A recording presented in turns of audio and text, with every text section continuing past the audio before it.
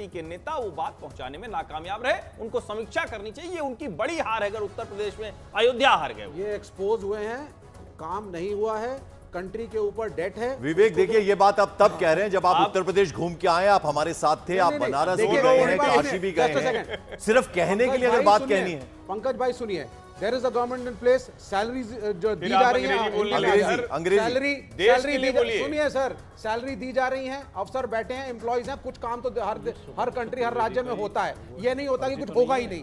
लेकिन आप जितना कर्ज इस देश पे चढ़ा हुआ है आज, जिसको हम पॉइंट आउट करते आए हैं, वही कुछ काम तो नहीं हो पाया ना विवेक, वो कुछ काम 10 सालों में हो गया। रूबिका, इन्होंने मैं सुन लीजिए, आप लोगों की स्ट्रैटेजी मानने को मैं तैयार हूं। आपकी शानदार स्ट्रैटेजी रही। अखिलेश यादव ने पीडीए वाला जो अपनी रणनीति बनाई, उसने गजब का काम किया, लेकिन ये मानने को मैं तैयार नहीं हूं कि विकास नहीं हुआ। अब आप सुन लीजिए, वहां सड़कों का जाल नहीं, सुन लीजिए पहले, वहां इलेक्ट्रिसिटी, पानी, बिजली की समस्या ठीक है, नहीं वो उस पे हम है, लेकिन आप विकास को ही खारिज कर देंगे। आप कहेंगे काम ही नहीं हुआ। आपके विकास ये लोग देखते हुए भी उनको बुरा लग रहा है। दूसरी बात सुन लीजिए, दूसरा वोट किया उनको भी बुरा लग रहा है। सुनिए, दूसरा पॉइंट, इन्होंने सब कुछ हल्के में ले लिया। हमारा शुरू से कहना है और मानना है कि आरएसएस एक ब्राह्मणवादी, ब्राह्मणिकल सुप्रीमेसी का संगठन है, ये फैक्ट है।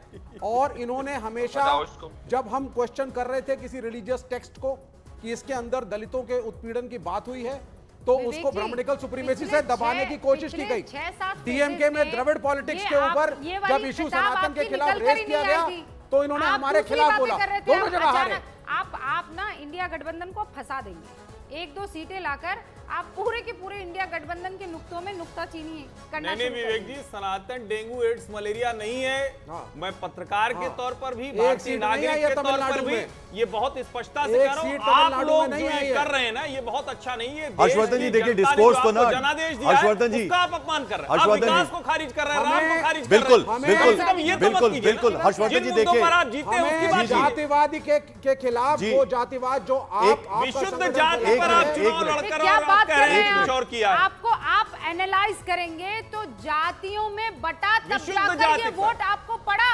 मैडम, दलित उत्पीड़न के ये सिंबल बन चुके हैं। अभी कह रहे हैं जाति में नहीं बटेगा मामला, इसलिए जब हमने उस इशू को उठाया, विवेक आपने शुरुआत की थी विकास की बात से, अब वापस आप डिस्कोर्स को उस तरफ मत ले जाइए ना। हर्षवर्धन जी, आपसे सीधा सीधा सवाल है। देखिए, पश्चिम बंगाल इनका काफी लंबे समय तक राज किया है इनकी पार्टी ने वहां पर, तो ये बताइए कि पश्चिम बंगाल आपको लगता है जिस गति से आगे बढ़ना चाहिए था इनके राज में बढ़ा वहां पर?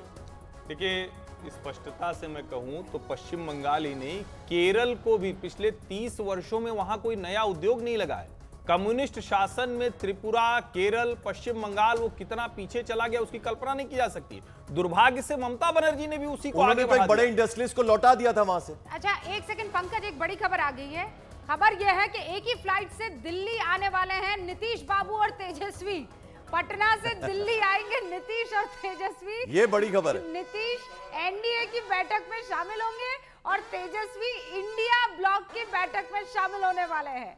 तो बड़ी खबर है, चाचा भतीजा हैं जैसा कि एड्रेस करते हैं हमेशा तेजस्वी यादव, और ये दोनों इकट्ठे ट्रैवल कर रहे हैं एक ही फ्लाइट से, तो ये अब बहुत इंटरेस्टिंग है। हर्षवर्धन जी, एयरपोर्ट लाउंज की फोटो आ जाए तो और कुछ बात बने, क्योंकि अब राजकुमार भाटी जी दोनों एक साथ जा रहे हैं।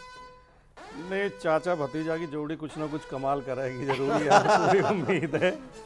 और आपने पूरे चुनाव एक चीज नोट की होगी कि आपको पता है ना, वो चंद्रबाबू नायडू ने फोन किया था सोनिया गांधी को, उनकी तबीयत खराब थी, और वो एक फोन कॉल में ही पूरा सत्ता परिवर्तन हो गया था, साथ मिल गया था कांग्रेस को टीडीपी का। चंद्रबाबू नायडू तो चुनाव के बीच में लखनऊ भी आए थे, हमारे पार्टी ऑफिस भी गए थे। नहीं, पर देखिए जो तस्वीर आएगी, जैसा आप बता रहे हैं लाउंज से वो तस्वीर आएगी, तो मतभेद हो सकते हैं, मनभेद नहीं होना चाहिए। बड़ी बात है, दोनों नेता भले ही अब मेल नहीं खाते हैं विचार, लेकिन वो एक साथ ट्रैवल कर रहे हैं, उसको इस तरह से भी पढ़ा जा सकता है कि वो ठीक बात है, एक ही फ्लाइट से आ रहे। शिवम त्यागी हमारे साथ जुड़ गए। शिवम, आप सियासत को इतना हल्के में मत लीजिए। शिवम से पूछ लेते हैं। शिवम, मेरा शिवम, ये जो खबर आ रही है, राजकुमार भाटी, पंकज राजकुमार जी, आपको ही लेना चाहिए था मुझसे जवाब, लेकिन मैं बार बार मैं मांग रहा हूँ समय। प्लीज, हर्षवर्धन जी ने कहा कि हम जब हार जाते हैं तो जनता को सांप्रदायिक बताने लगते हैं। फिर आपने भी कुछ टिप्पणी की हिंदू हिंदू उस पर।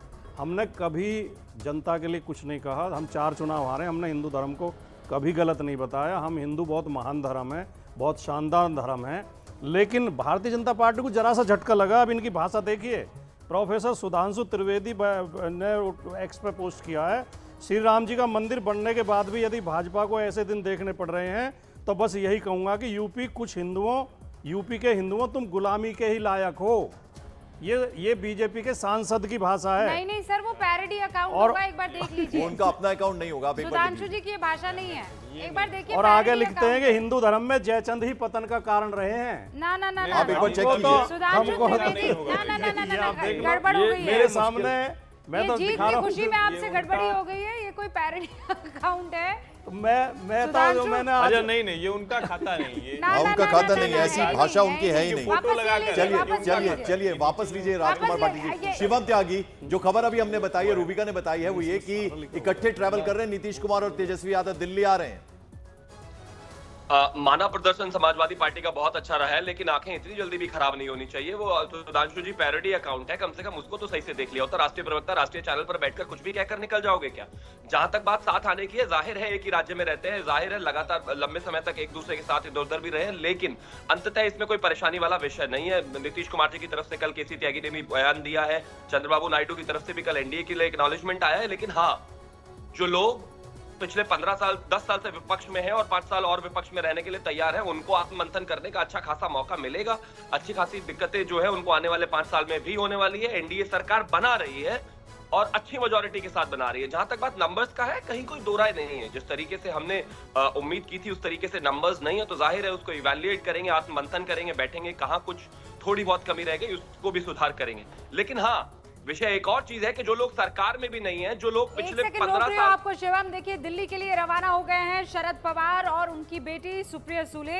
इंडिया ब्लॉक का जो आज मिलना जुलना होगा, आज जो बैठक होने वाली है उसमें हिस्सा लेने के लिए ये लोग रवाना हो चुके हैं मुंबई से। सुप्रिया सुले ने शानदार जीत दर्ज की है और इनफैक्ट पिछली बार से ज्यादा बेहतर प्रदर्शन जो है शरद पवार की एनसीपी का रहा है। यानी वो किसकी पार्टी, उस पर भरोसा जताते हुए उनको 8 सीटें यहाँ पर मिली हैं। महाराष्ट्र की अगर मैं बात करूं तो खैर, शिवम त्यागी आप कह रहे हैं कि कल केसी त्यागी ने ये क्लियर कर दिया है कि नीतीश बाबू कहीं नहीं जा रहे हैं, वो आपके साथ ही रह रहे हैं। लेकिन ऐसा कहा जाता है कि नीतीश बाबू के तो राइट हैंड को नहीं पता होता है कि वो क्या फैसला अगला लेने वाले हैं।